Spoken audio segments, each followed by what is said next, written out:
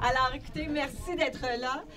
Je vois des gens qui se joignent à nous. Je suis très, très heureuse de vous accueillir. C'est votre local, je veux vous le dire. Le 498 Roland-Terrien, maintenant, c'est le local des citoyens de Taillon. Alors, on voulait faire cette invitation et cette petite cérémonie sans cérémonie pour vous accueillir, pour vous dire que c'est chez vous.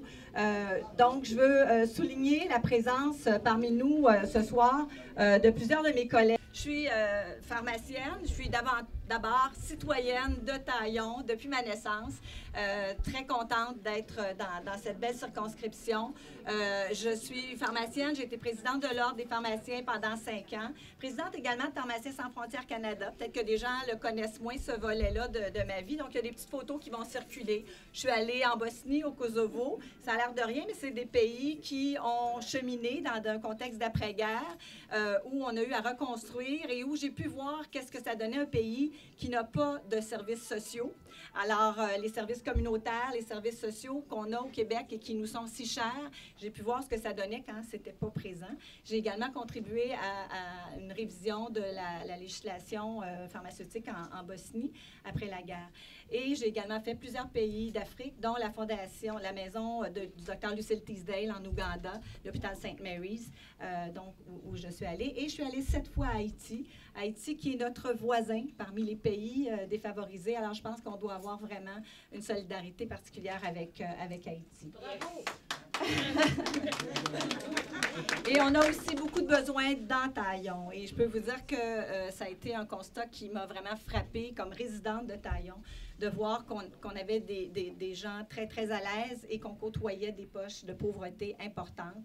Et je pense que collectivement, on y gagne tous si on investit dans notre jeunesse, si on lui donne des remparts solides, si on lui permet d'avoir confiance dans la vie et confiance en eux et confiance à des gens proches. Alors, je vais vous appeler certainement au cours des 4 prochaines années à participer à cette réflexion et à ces actions-là. Chronique, téléjournaux, des fois, il y en a qui disent, il me semble que je vous ai déjà vu, j'ai fait RDI Santé avec Marie-Claude Lavallée pendant 2 ans et demi, et puis une émission Radio-Canada, une quotidienne 37.5 avec Daniel Perrault. Et puis, dans les 2 dernières années, j'avais une chronique hebdomadaire dans le Journal de Montréal. Alors, j'ai toujours voulu partager ce que je savais comme pharmacienne.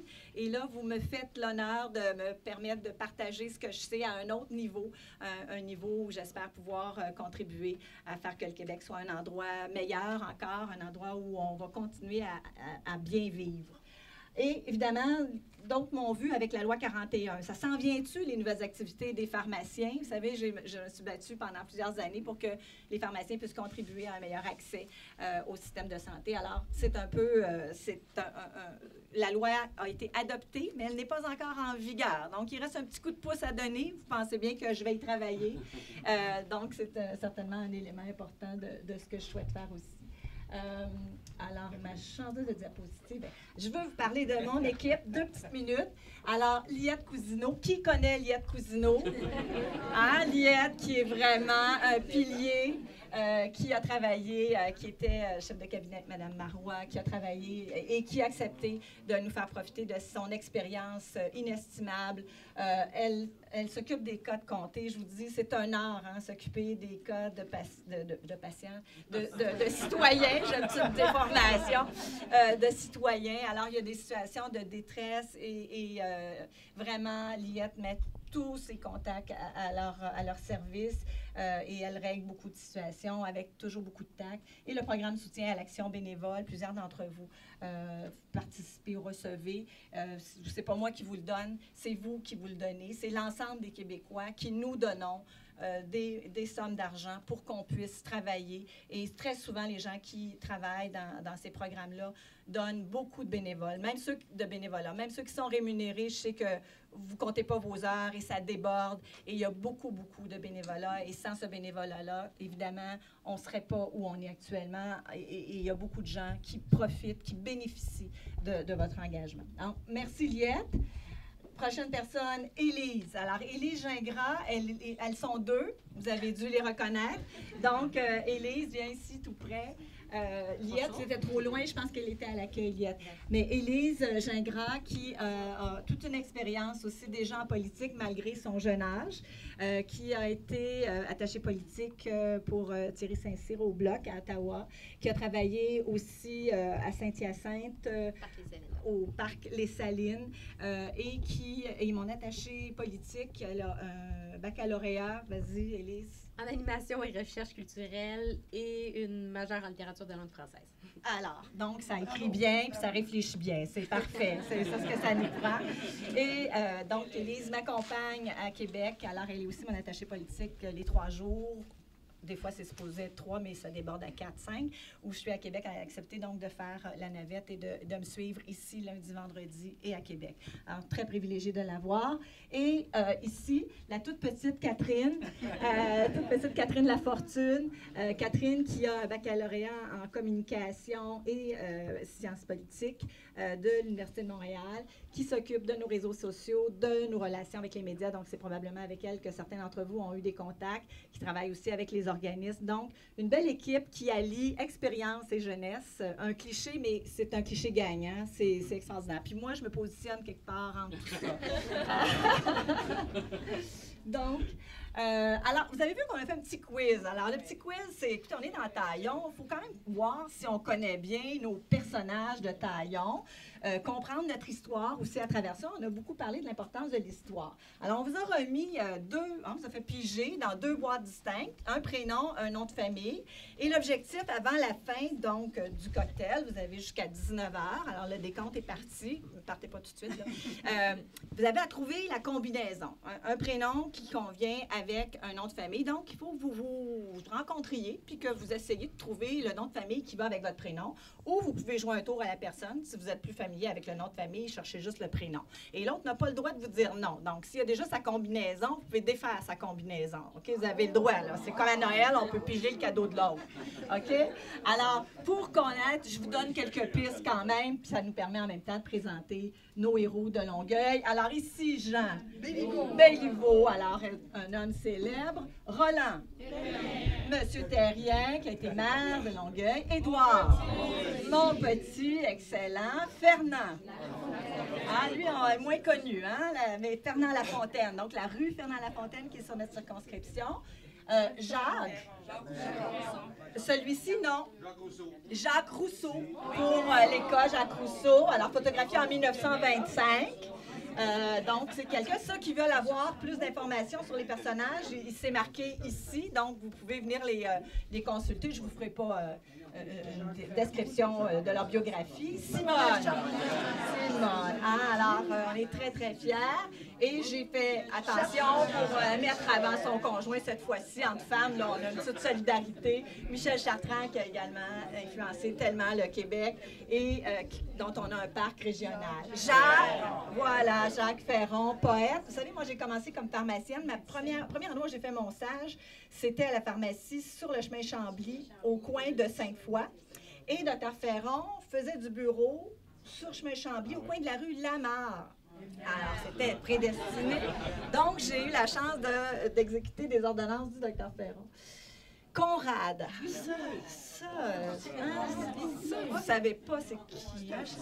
C'est un frère, c'est ça. Alors, qui a des allergies à l'herbe à poux? Là, c'est la petite pharmacienne en moi. Qui a fait des allergies? La fièvre des foins? Qui a ça? Bon, alors, vous savez que si vous voulez ne pas avoir d'allergie, il y a un endroit au Québec où vous devez aller, c'est la Gaspésie, parce que Conrad Kirouac, qui est effectivement le frère Marie-Victorin, a fait au début des années 30 une campagne avec les étudiants pour éradiquer l'herbe à poux de la Gaspésie.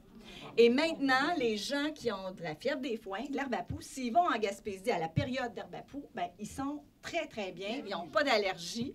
Donc, c'est quelqu'un à qui on doit quand même une fière chandelle. Et je voulais souligner. Et c'est quelqu'un aussi qui a marqué le Québec. Paul Pratt. Hein? Alors, Paul Pratt qui avait sa maison au coin de la rue Saint-Alexandre et Guillaume, voilà. Et il y a un parc Paul Pratt. Et moi, j'habite sur la rue Pratt. Alors, c'est vraiment quelqu'un qui... Charles Lemoine, qui est notre fondateur, baron, excellent. Isidore. Ouh! Il y a des gens qui connaissent Longueuil. Alors, Isidore Hurtaud, il y a eu un parc et il y a plein de... Exactement. Donc là, je viens de sauver des gens. Il y en a qui m'ont partagé les petits papiers, là. C'est bon, ça. René. Ah, écoutez, personnage unique, célèbre. La photo est excellente, hein? C'est Catherine qui nous a trouvé ça. Il y en a une, là, mais elle est cachée un petit peu. Mais... Thérèse. Alors, j'ai tenu à lui rendre hommage. Elle a été un petit peu estompée malgré nous, mais je considère que c'est une femme déterminante pour le Canada et je voulais qu'elle soit dans notre répertoire. C'est bon. Réal. Réal Bouvier, peut-être les gens, c'est un grand explorateur.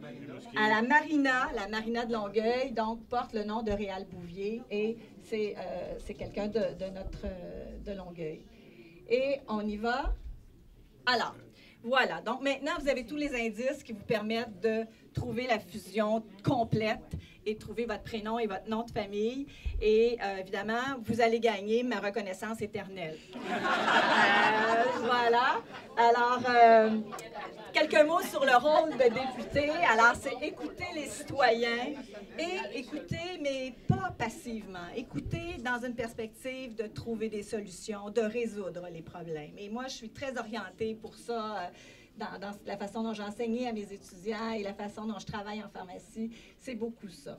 Offrir du soutien et des références, c'est sûr qu'on peut aussi guider, diriger, un pont vers les instances décisionnelles. On est votre témoin, on est le témoin et je vous invite sincèrement à me faire part de situations que vous considérez injustes ou inéquitables, en particulier dans le domaine de la santé. Vous savez que je porte parole de la santé et de l'accessibilité aux soins. Et je sais très bien que certains d'entre vous êtes témoins de situations qui causent préjudice et je pense qu'on doit en témoigner à l'Assemblée nationale. On est là, on est vos porte-parole. Alors, veiller au bien de la population, s'assurer du maintien des acquis sociaux en période de coupure, et je vous dis que c'est une lourde responsabilité. Évidemment, comme porte-parole de l'opposition en santé et accessibilité aux soins, bien, l'accès, pour moi, c'est très, très important parce que le non-accès fait en sorte que certaines personnes subissent réellement des préjudices. Je travaille aussi un peu en soins palliatifs dans mes expériences comme pharmacienne et je vous dis que on a besoin d'avoir un diagnostic au bon moment et des mois de différence peuvent faire des différences aussi dans l'issue de certaines maladies. On parle aussi à l'accompagnement pour les problèmes de santé mentale, par exemple, ou des mois de délai par rapport à un diagnostic et à un support, à un encadrement, un accompagnement, comme plusieurs d'entre vous le faites dans notre circonscription, bien, ça fait une différence. Alors, mais qui était donc Taillon? Parce qu'on est dans Taillon, finalement. Est-ce que c'était un couturier célèbre de Nouvelle-France, un spécialiste dans la taille des haies, un barbier reconnu à travers la région? Alors, écoutez, là, je vais être obligée de regarder mes petits papiers parce qu'il a été très spécial, M. Taillon. Vas-y, Catherine. Alors, d'abord, le prénom, c'est Louis-Olivier Taillon. Il a été premier ministre du Québec, mais la première fois qu'il l'a été, il l'a été seulement pendant 4 jours. Donc, il était à ce moment-là au niveau du Parti conservateur provincial. Il a été élu pour 4 jours en janvier 1887. Et puis ensuite, il est revenu du 16 décembre 1892 au 11 mai 1896. Et puis ensuite, il est allé au niveau du ministère des Postes, au niveau fédéral. Et en 1916, il a été fait chevalier. Et en 1965, on a décidé d'inaugurer la circonscription en lui attribuant le nom de M. Taillon. Couvent de Longueuil, alors j'ai choisi cette photo-là parce que j'ai été dans cette cour-là. Je suis allée au couvent des Sœurs Jésus-Marie et quand Catherine a découvert cette photo, je dis « Ah, ça me rappelle des souvenirs ».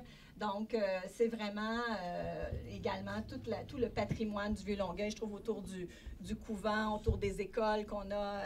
On a vraiment aussi toute une bonne partie de notre histoire de Longueuil qui s'y trouve, avec une grande ouverture aussi pour tous nos amis et collègues, nouveaux arrivants, qui contribuent énormément. J'ai pu voir dans plusieurs secteurs de Longueuil la contribution inestimable des nouveaux arrivants à la vie, à la justice, à l'équité, à des services qui sont offerts dans Longueuil. Alors, on y va. Une autre photo. Alors, rapidement, histoire de Taillon, il n'y a eu que 6 députés dans la circonscription, dont 2 ont été premiers ministres. Alors, je vous dis tout de suite, je ne me présente pas à la course de la chefferie. Donc, vous pouvez éteindre les rumeurs tout de suite. Mais donc, Guy Leduc, comme malheureusement, on n'a pas trouvé de photo pour M. Leduc de 66 à 76, mais Claude Filion de 85 à 89 et Marie Malavoie de 2006 à 2014, qui a fait beaucoup pour la circonscription aussi. Alors, ensuite, on en a 2 qui ont été premiers ministres.